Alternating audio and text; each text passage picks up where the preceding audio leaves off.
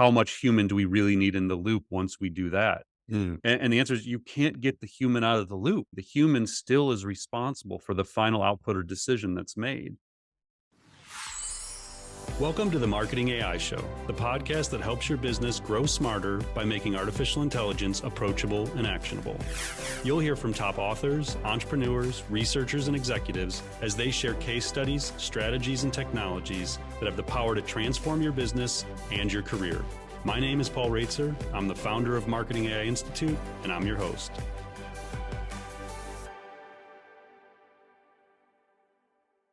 Welcome to episode 75 of the Marketing AI Show. I'm your host, Paul Raitzer, along with my co-host, Mike Kaput. We are both traveling today, but both able to record before we travel. So today is Monday, December 4th. It is 9:10 a.m. I always timestamp this in case something crazy happens right after we record this. So we are back for our regular edition with our main topics and rapid fire items. First up, I want to recognize our sponsors. Today's episode is brought to us by Algomarketing. Algomarketing connects ambitious B2B enterprises to the competitive advantages of the autonomous. Discover our workforce solutions and unlock the power of algorithmic marketing through innovation, big data, and optimal tech stack performance. With visit algomarketing.com/AI pod and find out how Algomarketing can help you deliver deeper insights, faster executions, and streamlined operations through the power of AI. And we also have brand ops. So many marketers use ChatGPT to create marketing content, but that's just the beginning. When we talked with brand ops team, we were impressed by their complete views of brand marketing performance across channels. Now you can bring brand ops data into ChatGPT to answer your toughest marketing questions.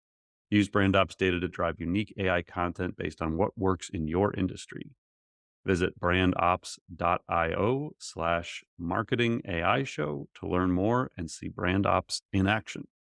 So thanks to Algo Marketing and Brand Ops for sponsoring today's episode. Mike, it's all yours. All right, Paul. The saga continues at OpenAI. OpenAI has formally announced that Sam Altman is returning as CEO of the company. That deal appears to be done. That was previously announced, but now they have signed on the dotted line to bring Altman back. And they've also outlined some other important personnel updates.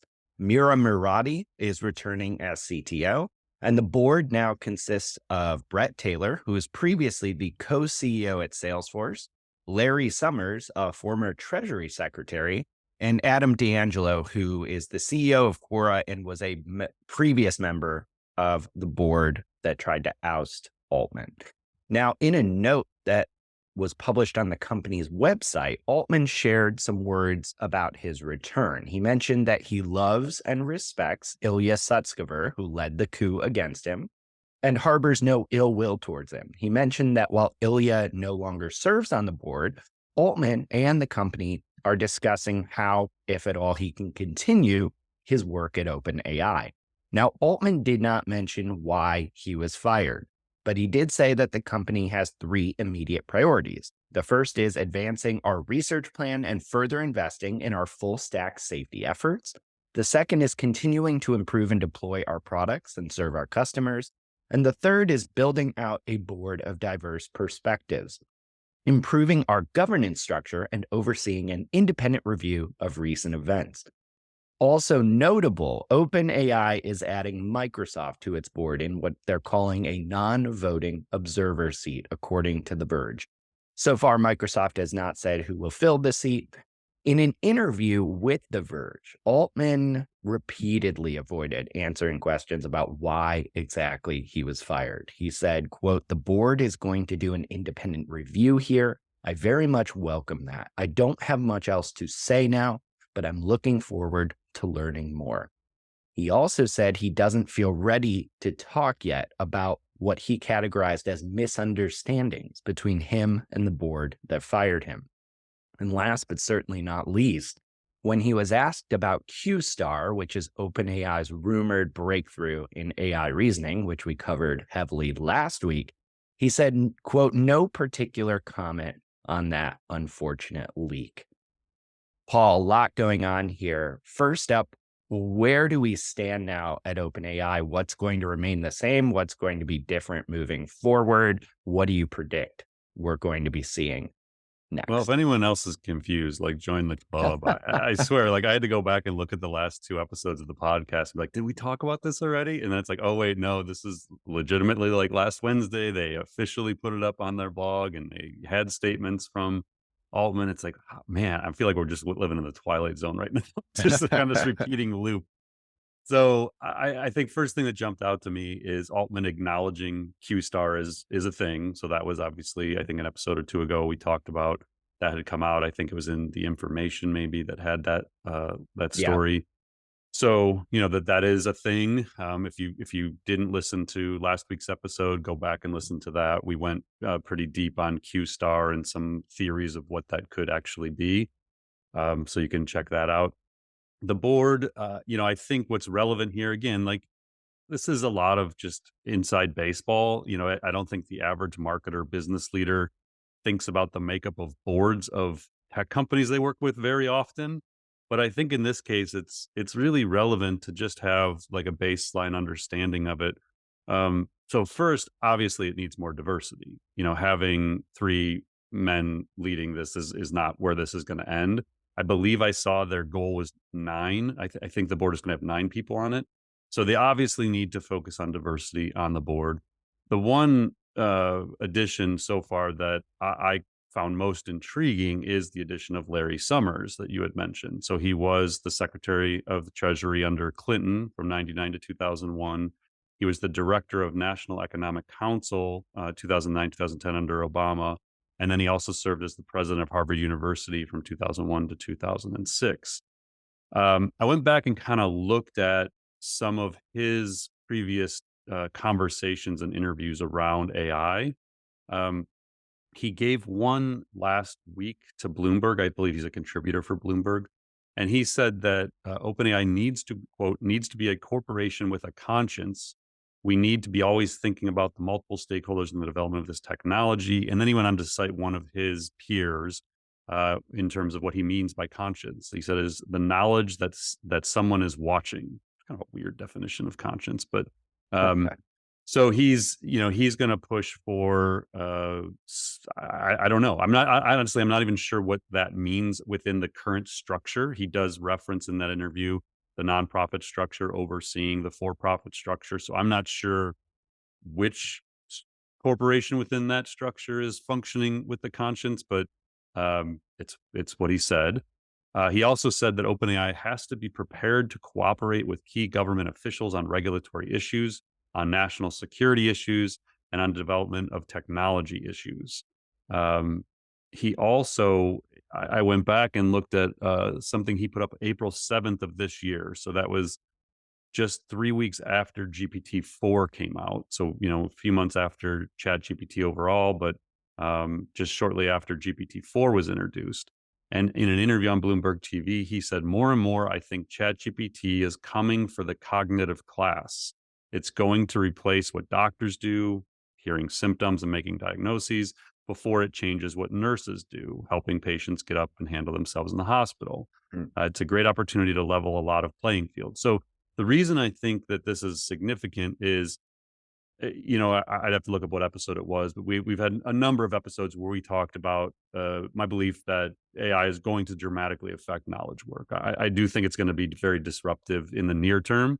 I think over time, there's a chance it levels out and more jobs are created, but through AI. But I do believe that in the next few years, we're going to see some significant disruption to knowledge work. So the idea that a leading economist is now on the board of one of the most influential AI companies, I think matters to all of us. I think we need more economists thinking deeply about the impact of AI and being more proactive in preparing for it.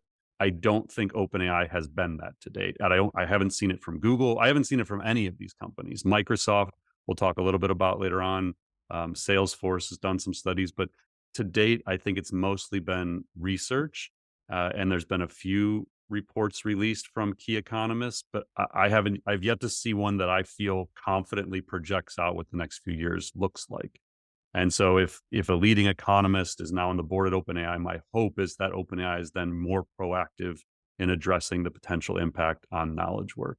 Mm. So that was something that jumped out to me. And then the last, you address what happens to Ilya. So again, if you've been following along, you've heard that name a lot. If you haven't, he is one of the co-founders of OpenAI. He appears to have either led or certainly gone along with the coup to get Sam Altman out because of his concerns around safety, it appears. He is now off the board. He may stay with OpenAI. It was a very weird quote from Sam that he loves him and Mm. respects him, but that certainly doesn't sound very encouraging. That there's going to be a future at OpenAI. We'll see. A couple of logical things to consider here is again Dario Amodei, who we've talked about numerous times, the CEO of Anthropic. He left OpenAI in 2021 due to safety concerns, which seemed to be very aligned with what Ilya was talking about here. Um, Took 10% of the OpenAI team with him in 2021. So, it's like, well, does Ilya go work with Anthropic and pursue the safety mission? The one that's kind of like just out there. And again, I'm just kind of like throwing out stuff to think about. Jeff Hinton, Ilya was a Jeff Hinton disciple. So Mm. Ilya came from, if you read, there's a story we're going to talk about in a minute from the New York Times.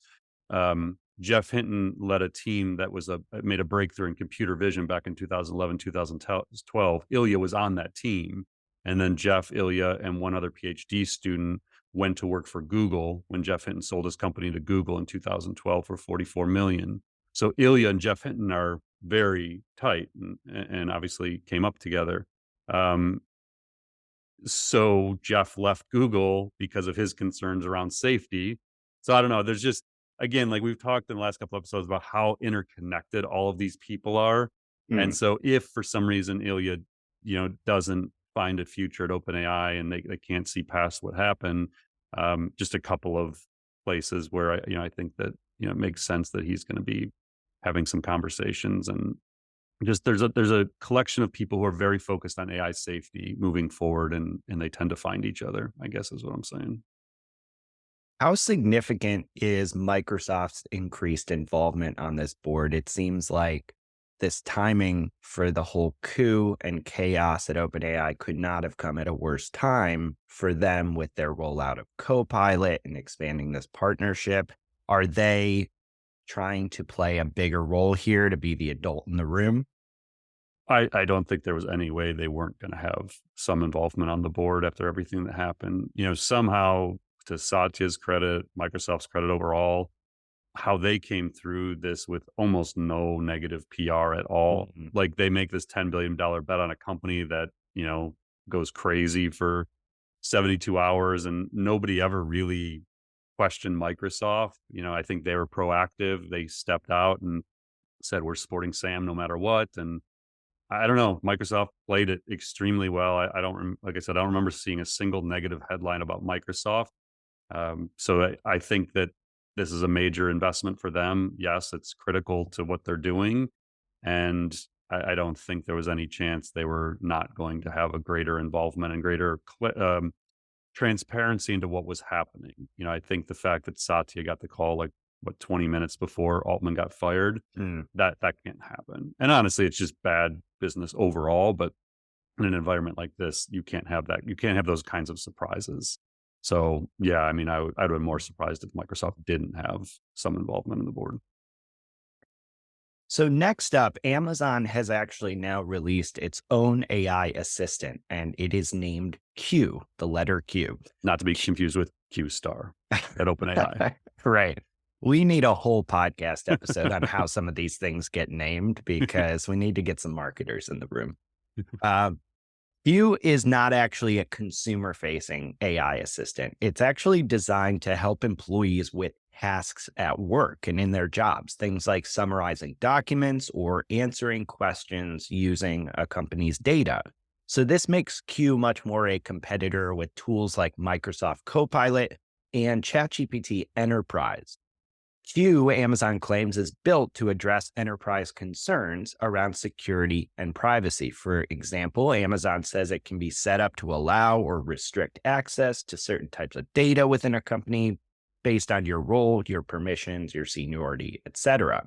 Q can also access data that isn't on Amazon's servers if you want to give it access, including data from things like Slack and Gmail. Now, Q is actually built on Amazon Bedrock, which uses a variety of models, not just one. And that includes Amazon's Titan foundation model, as well as some third-party models from companies like Anthropic and Meta. Q is going to cost around $20 per user per month, is what's being reported right now. However, Q is already becoming a little bit controversial. We have seen some leaked documents reported on that were obtained by a website called platformer.news.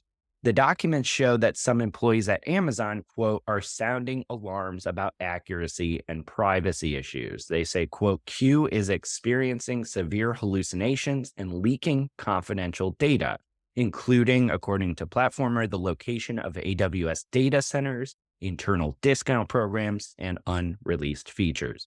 So there's two pieces to this, Paul, I want to talk to you about. First up, can you kind of contextualize Amazon's role in the AI landscape, your thoughts on how big a deal Q is, and then we can dive into that second piece here about some of these security features.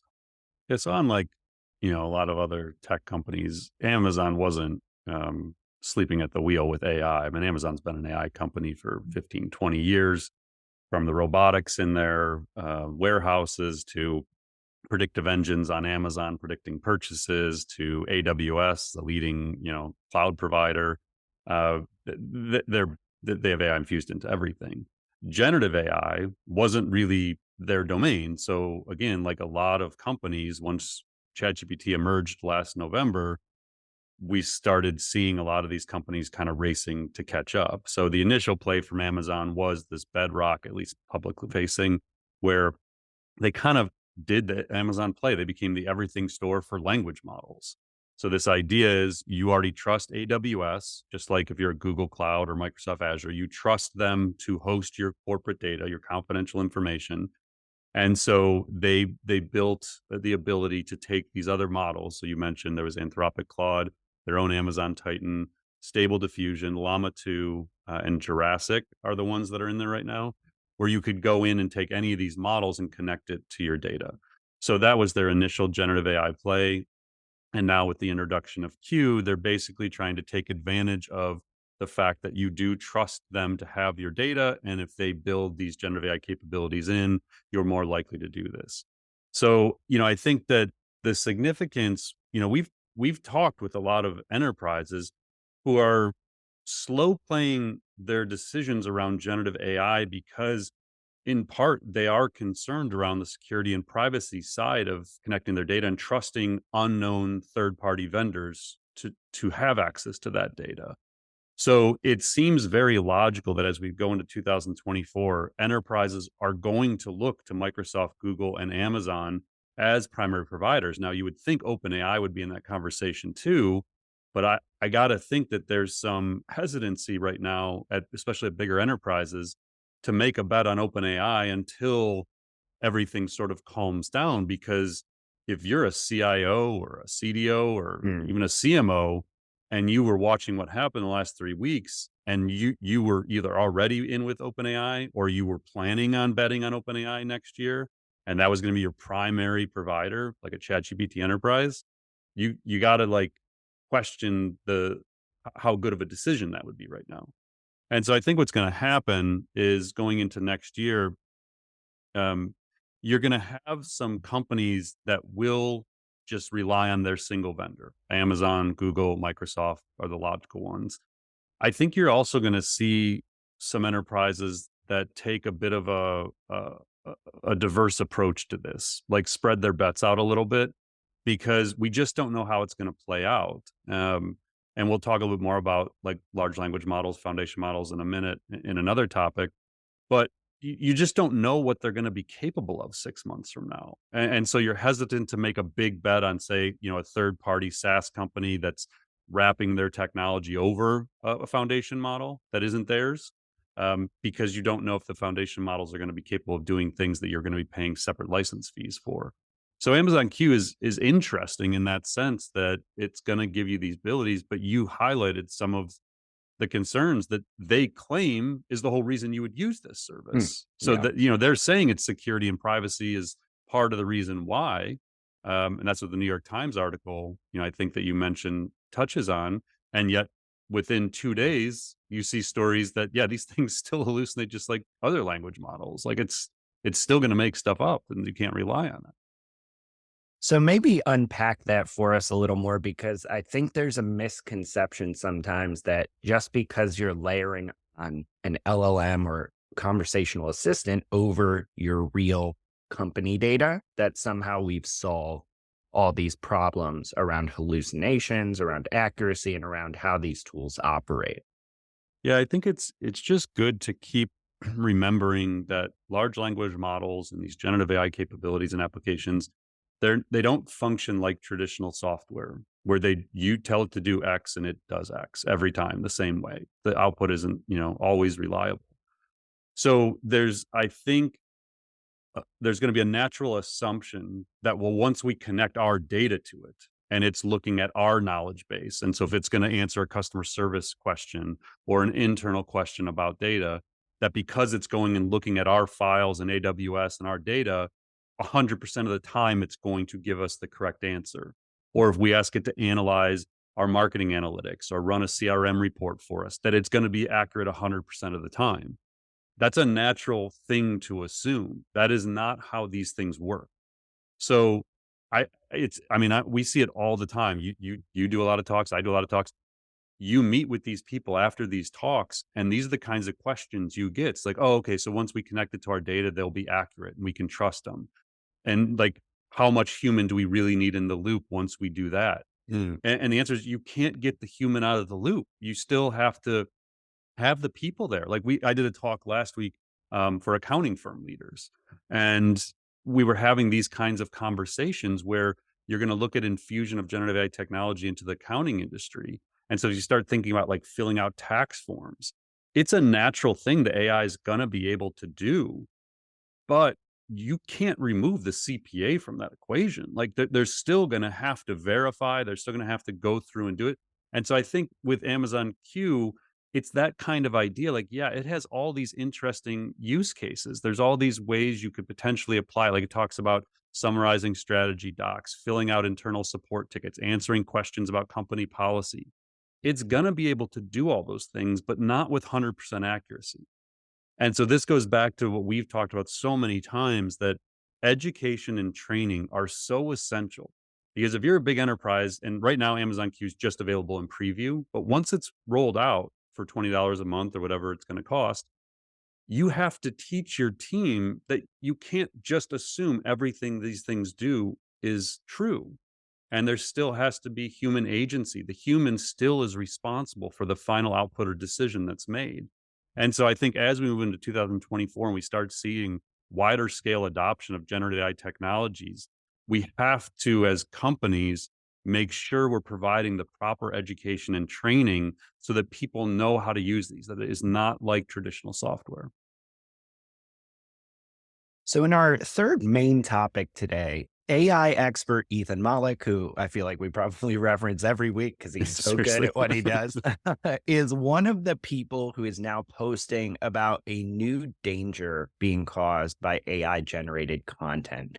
So last week, Mollick posted on X the following. He said, quote, "It isn't just AI generated text that is starting to bleed over into search results. The main image, if you do a Google search for Hawaiian singer Israel Kamakawiole, whose name I'm sure I probably just mangled, but you probably do know him because he does a beautiful version of the song Somewhere Over the Rainbow. You've probably heard this. The main image, if you do a Google search for him right now, is a Mid-Journey creation, an AI-generated image right from Reddit. Now, what Mollick is describing is the fact that your main Google image results are increasingly being populated with AI-generated images, and many of these are hyper-realistic. Mollick actually goes so far as to say, quote, "Seriously, don't trust anything you see online anymore. Faking stuff is trivial. You cannot tell the difference. There are no watermarks, and watermarks can be defeated easily. This genie is not going back in the bottle. A huge amount of what you learned or think you know about how to evaluate images or texts is no longer valid." Not an exaggeration. Now, this has some major implications across a range of businesses and use cases. He kind of riffs on a few of them just off the top of his head that are really interesting from a marketing and business perspective. For instance, he says, look, if you're doing sentiment analysis on a large corpus of data like Reddit or Twitter to track, say, social or political or business changes, your data is forever corrupted. Are you assessing documents for a lawsuit, assuming a human wrote them in some way? No longer true. Are you seeing which opinions are popular online? Mostly AI. So there's this whole piece of this danger of AI generated content, making it highly suspect that the data you're using to do any type of analysis online is valid. But Paul, you also responded to Mollick with a related concern. And you said, I don't think we're talking enough about how quickly this could deteriorate the value and reliability of Google search and what that will mean to consumer search behavior and Google's dominance in that market. Can you walk us through what you're worried about here? I was kind of like talking to we, meaning like almost you and me in some ways when I wrote that, because I haven't heard anything about this. Like, it's just not a top, and maybe I'm just, it's not in my network. Like, people in my network aren't talking about this. Maybe in the SEO circles where I don't spend a ton of time, it is being discussed more. But I don't know that I've seen a single article about this. Like, all we hear about is that, could ChatGPT replace Google search? Like, are the large language models going to replace the need to use search in a traditional way? I've personally talked on the show about how it feels obsolete now to go to Google and click on the 10 links because it's just easier to just ask and get the narrative back. I hadn't really considered, what if within like 3 months, all of Google search is just a bunch of fake stuff? Mm. And Google can't identify it. Like, they can't reasonably identify what was written by AI. They can't identify images that were generated by AI other than their own. They won't be able to identify videos that were generated by AI other than their own. So unless Google has some technology they haven't told the world about yet to identify third-party AI generated content, how can they ensure the reliability of search results? Mm. And so, like I've said before, like, my feeling is I don't want AI generated writing. I want writing from people with an actual perspective. Like, um, to know that it's their experience, their points of view that are coming through. And so if I feel like I go into Google and not only do I have to click through links, but when I'm clicking through things, like, it's not even human generated stuff anymore, I'm just going to stop using it. And knowing how easy it is to create this stuff, like, we've seen some people in the SEO space or in the digital marketing space who like tout the fact that they're writing thousands of articles with AI. So we know it's happening. Mm. We know the image stuff's going to explode because now you can do it. We know it's going to happen with music and with voice and with video. Like, none of that by the end of 2024. If we fast forward a year from now, I mean, this stuff's just going to be everywhere.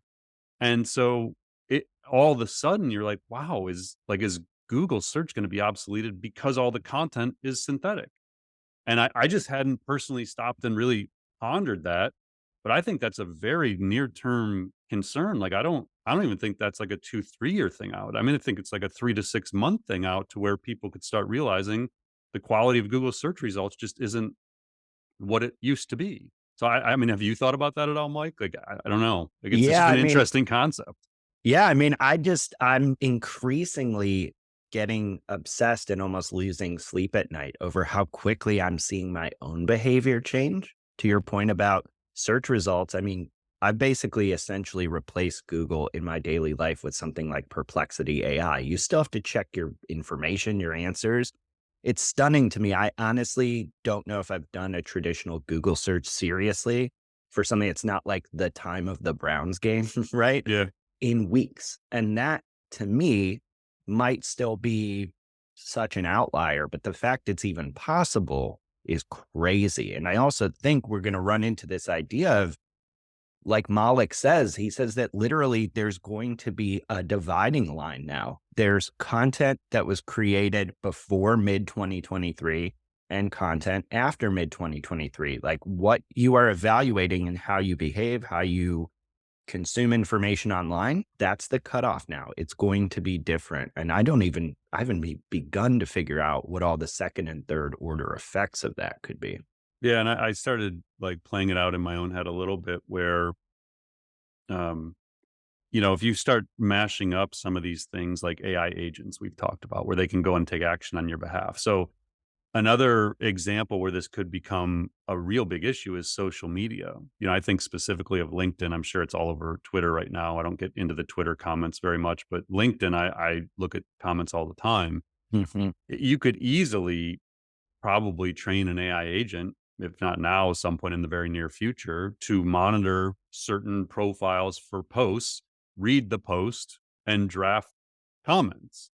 So you have to start wondering in the not too distant future, like what social media comments are even real. Like right now, you can generally tell when they're not, because they usually just pull some keywords and then repeat the keywords in the comment. And so I see those things all the time, like even in my own feed. Mhm. But I think you start to wonder things like that. I don't know. And then, like you said, I think our behavior is starting to change, but we're a little bit more ahead on a lot of this stuff, like than the general public per se. Um, but even last week, like I flew into Sarasota. I'd never been to Sarasota. At least I don't think I've ever been to Sarasota.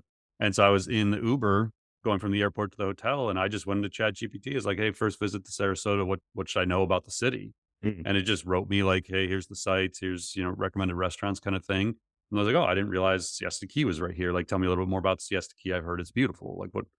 And it was way better experience than if I'd have gone into Google and asked the same question and got 5 sponsored posts up front, and they were all, like, paid listings of things that, like and that's when I realized, like, wow, my behavior, to your point, is starting to change.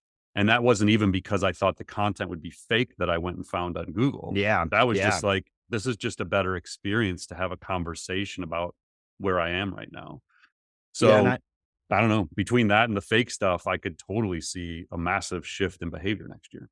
100%. And I also wonder specifically in our world what the implications will be for things like we already have a huge problem with fake product reviews, feedback online of businesses. I just see that being a complete nightmare when it comes to synthetic generated content. I mean, we're already That's true. review bombing things we don't like by, marshaling an army of cheaply paid people Now online. you I do mean, AI agents to do it.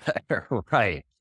Yeah, I don't know. I mean, I feel like I don't want to be the one to have to do this, but I hope someone does. Like, what does the next 12 months look like? Kind of digital marketing Mm. story. If you write it, let us know because I don't have the brain power to think about this. But I mean, you really do need to sit down and think about the impact of online reviews and search and social media engagement. It's like, if you think about our last 12 to 15 years in the profession, like I started my agency in 2005.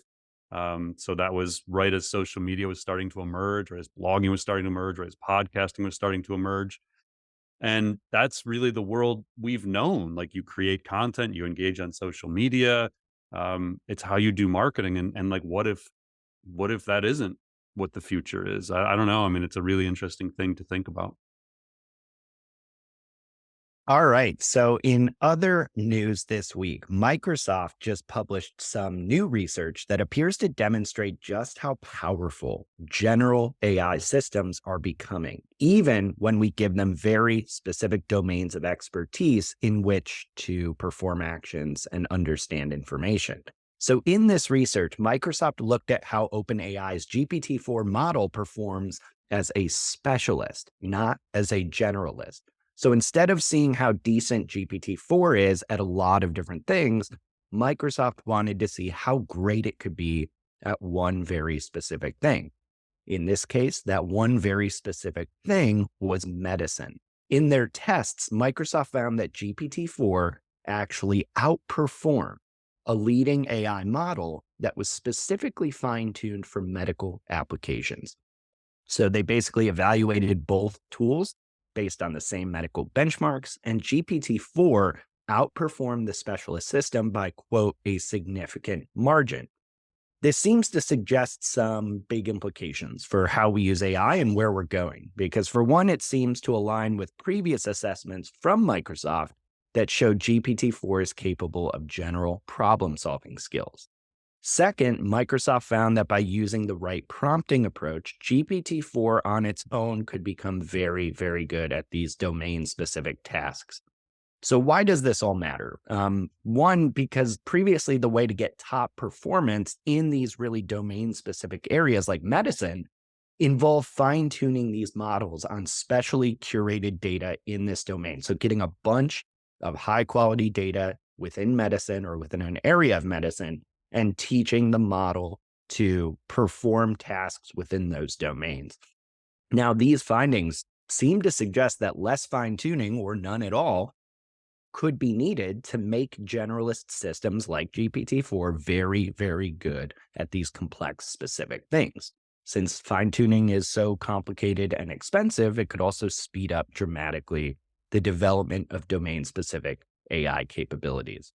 Now, Paul, what did you make of this research and its implications for marketing, business, and AI development overall?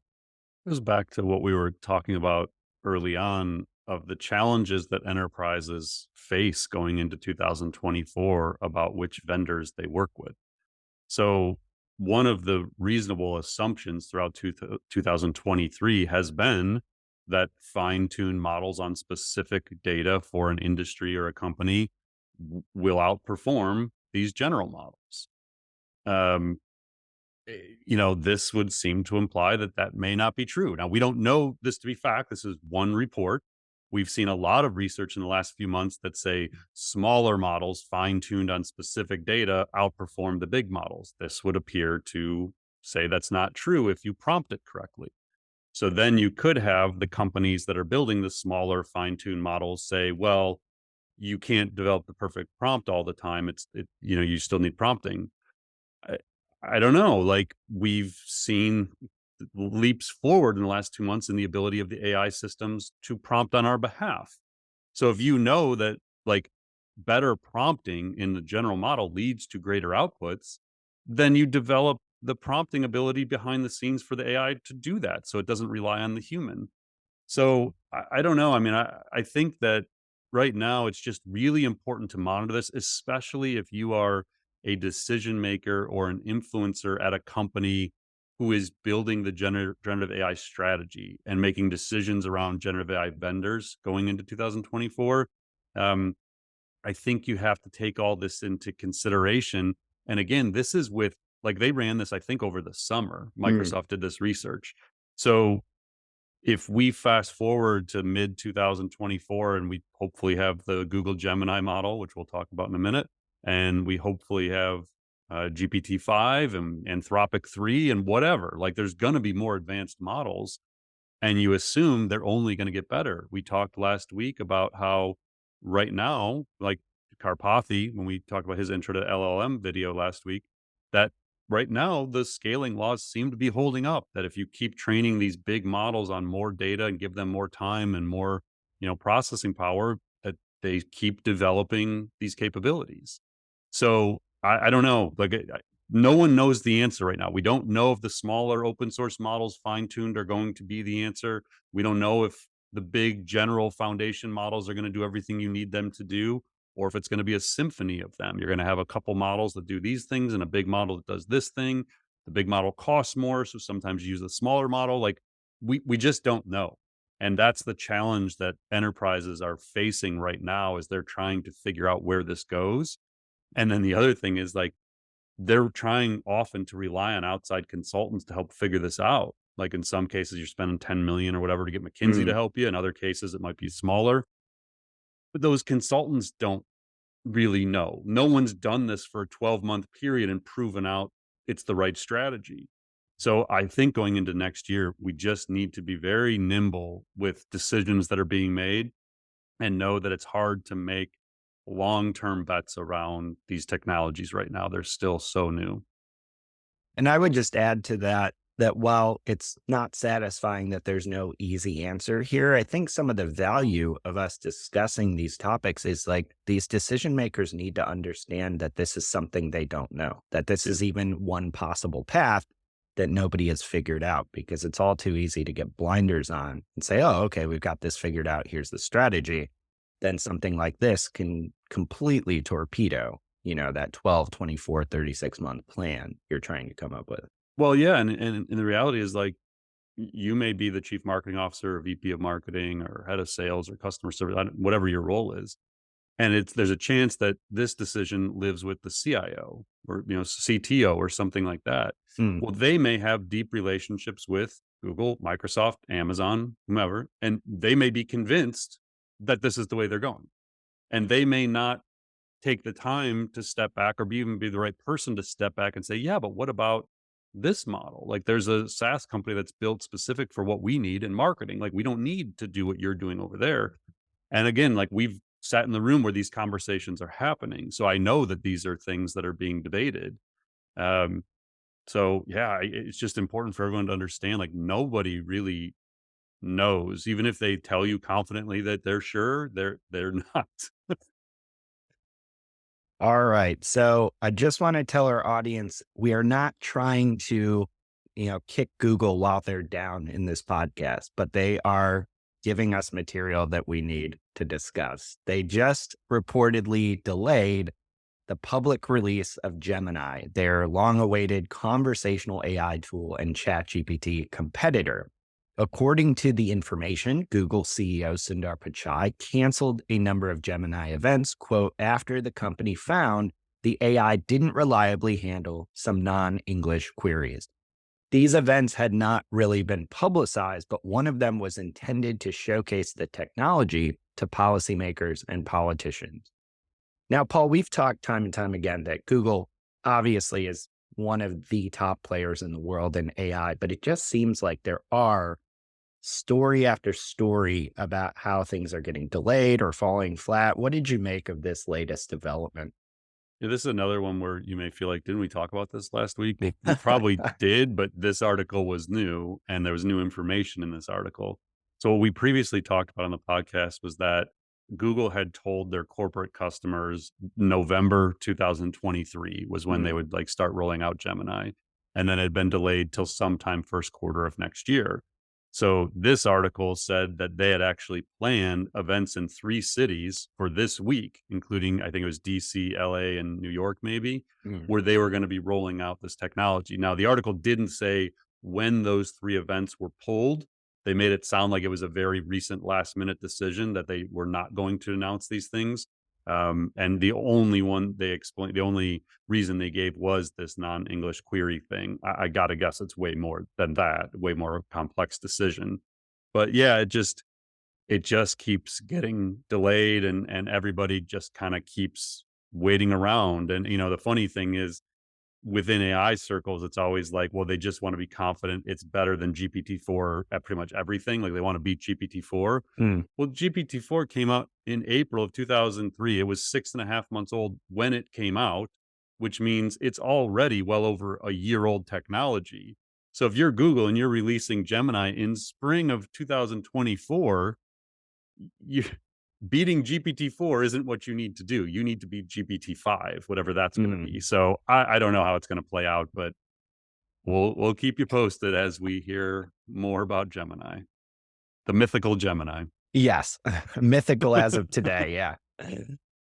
So the New York Times just released a really interesting in-depth report titled Ego, Fear, and Money, How the AI Fuse Was Lit. And it basically looks at the history of the friction and competition between some of the individuals in the world of AI, including Elon Musk, Larry Page of Google fame, Sam Altman at OpenAI, and many others. And the Times basically spoke with more than 80 executive scientists and entrepreneurs to kind of tell this story of the ambition, fear, and money that's been involved for almost a decade in this race to develop AI and develop it safely. Now, Paul, this jumped out to you as particularly notable in terms of the ground it covers and the people involved. Could you maybe unpack for us why this is important? I often recommend Genius Makers by Cade Metz as a book to understand the last like 12 years of AI and some of the progress that's been made. He is one of four authors on this article. So four New York Times writers teamed up to do this one. Um, so I don't know. I mean, there was a couple of things I found interesting in this one. I would just recommend go read it. It's a really good, like, Cliff Notes version of what's been going on for the last 12 years and how we've arrived at the moment we're in. I wasn't aware. I haven't read the Elon Musk bio yet, so you may have known the story. Maybe that's where this came from. But we'll often hear Elon say that part of the reason he decided to create OpenAI with Sam Altman and others was because of Larry Page at Google calling him a speciesist, meaning he was Mm. pro-human. And I didn't know where that story came from. Like, he says it all the time in interviews. But apparently it was his birthday party that he and Larry Page were sitting at a bonfire and like talking about the future of AI. And Elon expressed his concern around things going wrong. And that's when he called him a speciesist, that like basically he was pro-human, and that, you know, Page's feeling was we should let the cards fall where they may. And if another intelligence takes over the world, so be it. So that was like his main last straw as to why he created OpenAI. Um, so that was interesting. Um, I think it again, there's this article touches on like 17 different stories in a matter of 5,000 words. It's truly just like a rapid fire of what happened. But I thought one of the important points it brought up is at the heart of the competition, what it says, the brain stretching paradox. The people who say they're most worried about AI are among the most determined to create it and enjoy its riches. They have justified their ambition with their strong belief that they alone can keep AI from endangering the world. So I think it's really important that people understand the perspective of these tech leaders who are the ones who are actually making these decisions. They quoted Altman and said, "There is disagreement, mistrust, and egos." That's the headline of the article. The closer people are to being pointed in the same direction, the more contentious the disagreements are. You see this in sex and religious orders. There are bitter fights between the closest people, which is what's happening in AI right now. The other one that I thought was interesting was a story about DeepMind. I hadn't heard, or I'd forgotten if I had heard it. So again, DeepMind, created by Demis Hassabis, Mustafa Solomon, Shane Legg, London AI Research Lab, that got funding from Peter Thiel and Elon Musk in the early days, sold to Google, formed an ethics board that was then disbanded, and it is now the leading AI research lab at Google. But it said the occasion was the first of DeepMind's ethics board on August 14th, 2015. The board had been set up as the insistence of the startup founders to ensure that their technology did no harm after the sale. The members convened in the conference room just outside of Mr. Musk's office at SpaceX. So again, Elon Musk is involved in DeepMind deeply at this point, with a window looking into his rocket factory. But that's where Mr. Musk's control ended. When Google bought DeepMind, it bought the whole thing. Mr. Musk was out. Financially, he had come out ahead, but was unhappy. Three Google executives were now firmly in control of DeepMind, which was Page, who Musk was concerned about, Sergey Brin, and Eric Schmidt, who is Google's chairman, among others, including Reid Hoffman, who co-founded Inflection AI years later with Mustafa Solomon, and some guy named Toby Ord, who I'd never heard of. But this was the part that I'd never heard. DeepMind's founders were increasingly worried about what Google would do with their inventions. In 2017, they tried to break away from the company. Google responded by increasing the salaries and stock award packages of the DeepMind founders and their staff. They stayed put. The ethics board never had a second meeting. And then the article ends with OpenAI had beat the effective altruists at Anthropic. So Anthropic was the one that, in 2021 split off. Mr. Page's optimists at Google scurried to release their own chatbot Bard, but were widely perceived to have lost the race to OpenAI. 3 months after ChatGPT's release, Google stocks was down 11%. Mr. Musk was nowhere to be found, but it was just the beginning. So, I mean, this article reads like the introduction to an AI book. I don't know if that's what it is, but just go read it. There's just a ton in there, and it's a fascinating, pretty fast read about the last 12 years of AI development. Yeah. And we say it time and time again, how important it is to just follow and understand the handful of people that are driving all of this innovation forward. The bigger picture is important, but even you can learn a lot and really get a lot of insight by looking at what a few people are doing in this space. Yeah, there's really and I think it was the New York Times released this like a who's who in AI. Mhm. I'm not even going to put it in the show notes because there literally wasn't a single female on the list. Like Mhm. it was just a joke. Some of the people on that list though are very important to AI. It just wasn't a diverse enough list, so we won't share it. But yes, there are like 7 to 10 people who are largely driving the future of humanity. And so we will continue to cover those people on this podcast because they are essential to not only business, but the broader impacts on humanity and society.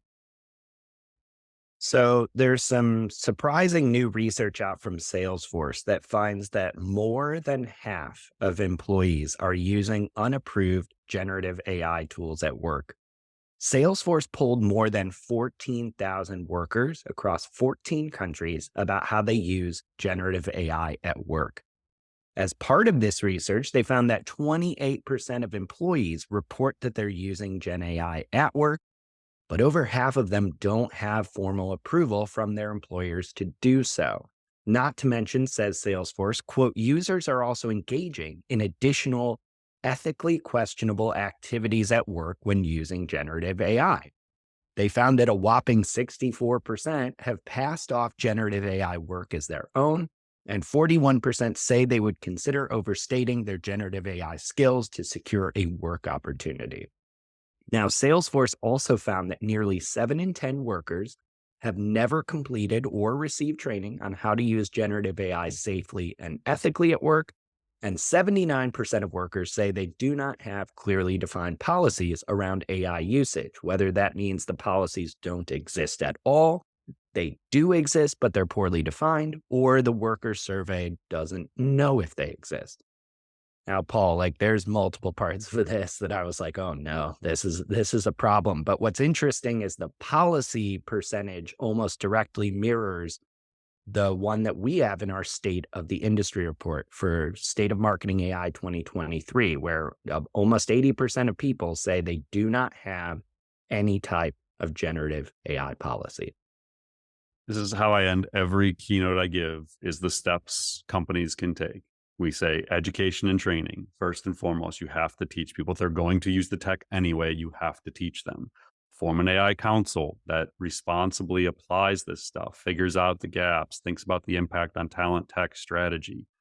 Generative AI policies, responsible AI principles. If you haven't done these things, this is your homework assignment. Like your company has to have these things going into 2024.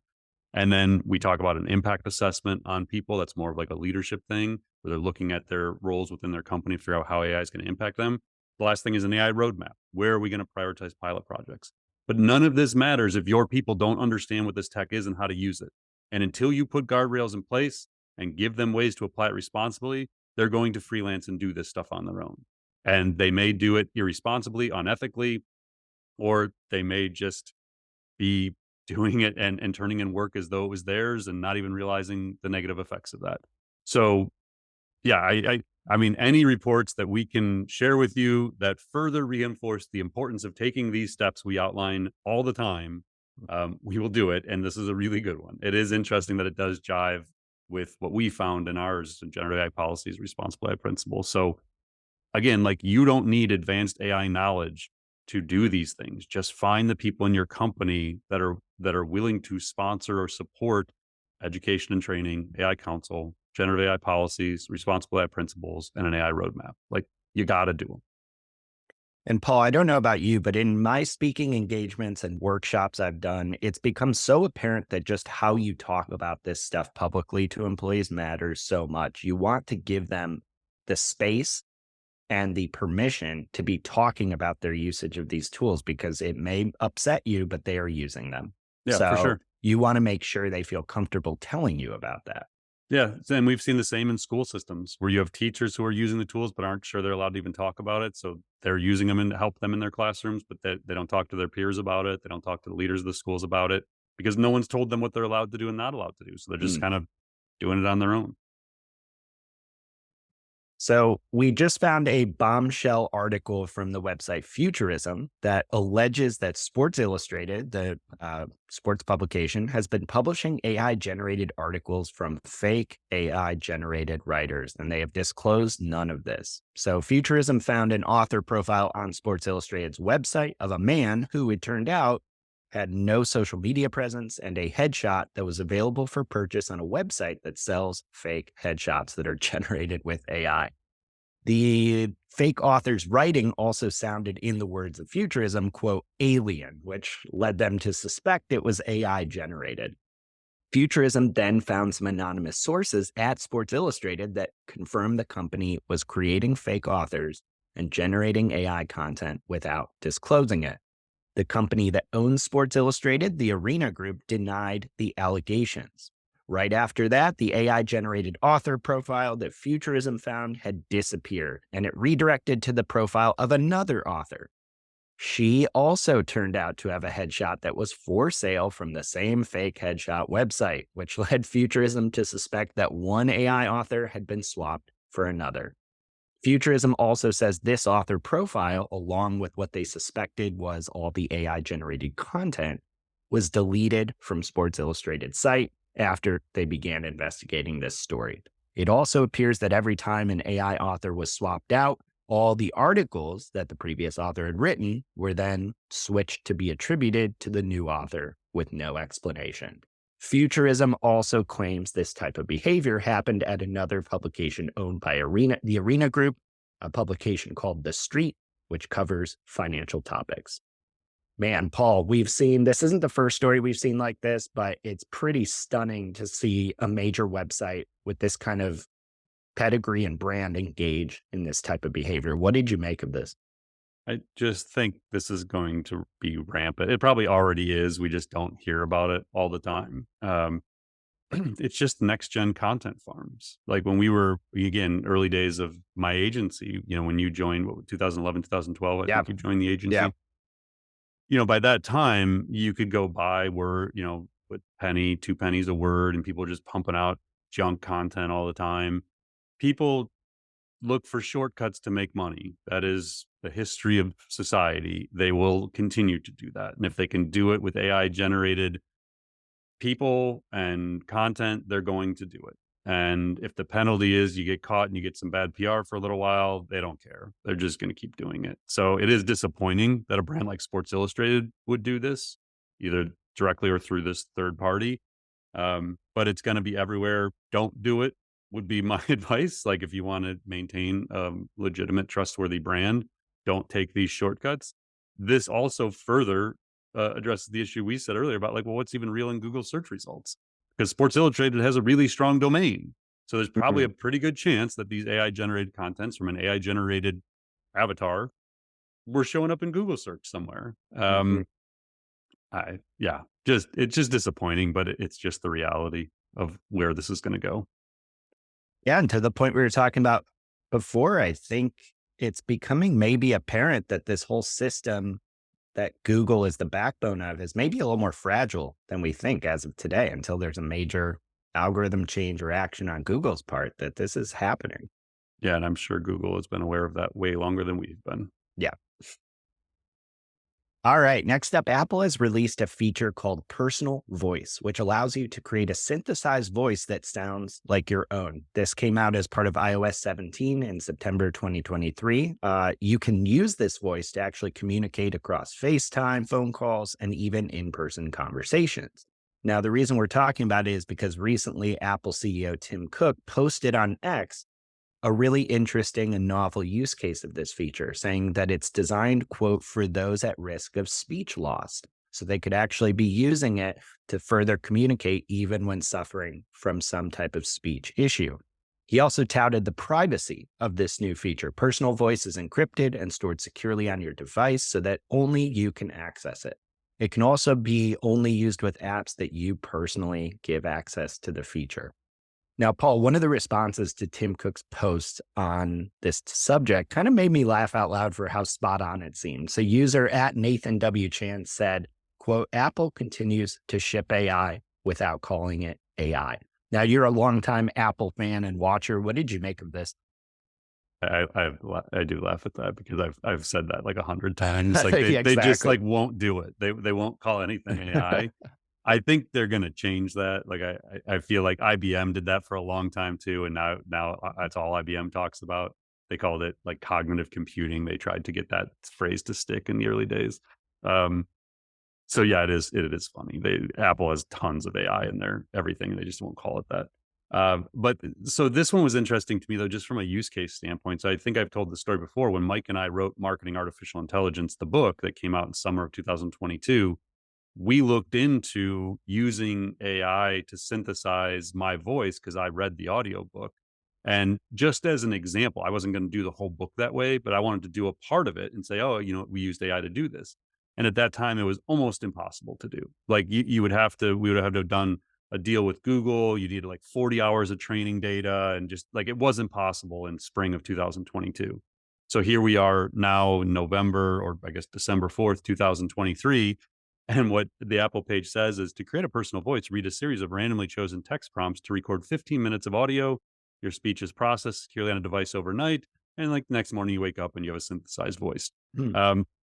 So yeah, we'll put in the show notes the support article on Apple of how you do this. You literally just go on your phone and do this thing and then read for 15 minutes. You can do this in Descript, like we've talked about for marketing purposes. Descript has this capability. I think you read like 30 seconds of text and then it synthesizes your voice. So voice synthesis has become a thing. Like this is a here and now technology. It has a whole bunch of potential misuses, but for marketers, for business people, for sales, for customer service, you're going to be able to create voices for whatever you want and use them in whatever application you want next year. It is this technology is probably not perfected, but really close to being very, very good and being able to apply to all kinds of applications. All right. Last but not least on the docket today, Paul, you posted about a really fun and instructive experiment you did with DALL-E 3, which is OpenAI's image generation tool right within ChatGPT. And this experiment shows off DALL-E 3's ability to make an image, quote, more of a particular quality simply through further prompting, more beautiful, more serious, etc. Could you maybe walk us through what you did and what it means for people experimenting with these tools? Yeah, it was just a fun experiment, but it was the make it more trend that was kind of, I think it was on TikTok and Twitter. I saw it on Twitter. But in essence, you just pick an image with an adjective and then keep asking it to make it more by adding like to the end, like brighter, faster, taller, smarter, or more before the adjective, more fun, more magical, more sophisticated, more amazing. So I did, to show it to my daughter, I did an image of an adorable unicorn, and then I just kept saying make it more adorable. And like the eyes would get bigger, it would add like fuzzy animals into the thing, it added rainbows, like, and it just did it. And so, I think it's a fun like trick to do, but you can start to see in business when you apply this to writing, like make this more professional, make it more concise. You're going to be able to do this with videos, make it more powerful, more impactful. And so it's just an example of what these generative AI technologies are already capable of. And when you start thinking about them, where all the ways we're going to use generative AI and this idea of just being able to tell it do more and that it understands what that means, that has big implications to how we're going to use this technology moving into the new year. All right, Paul, thank you so much, as always, for breaking down what's going on in AI this week. I would encourage anyone listening also to check out the Marketing AI newsletter at marketingaiinstitute.com/newsletter. We also include in there This Week in AI, all the topics we covered today, as well as other topics we didn't get to. So between that and the podcast, you are set every single week with what is the most important stuff happening in artificial intelligence. So, Paul, thanks again. Yeah, thanks everyone for listening. We'll be back next week with another regular episode heading into the holiday season. But as of now, we're planning on being here every week. So thanks for listening. And as a reminder, again, you can check out the YouTube channel if you want to watch the videos. The videos are up there. And we also publish, if you're not aware, like we take each segment and we cut it into its own video. So if you ever want to see a specific segment or share a specific segment, you can do that right from the YouTube channel as well. So thanks for listening, Mike. Thanks for curating as always. We'll talk to you all next week. Thanks for listening to the Marketing AI Show. If you like what you heard, you can subscribe on your favorite podcast app. And if you're ready to continue your learning, head over to marketingaiinstitute.com. Be sure to subscribe to our weekly newsletter, check out our free monthly webinars, and explore dozens of online courses and professional certifications. Until next time, stay curious and explore AI.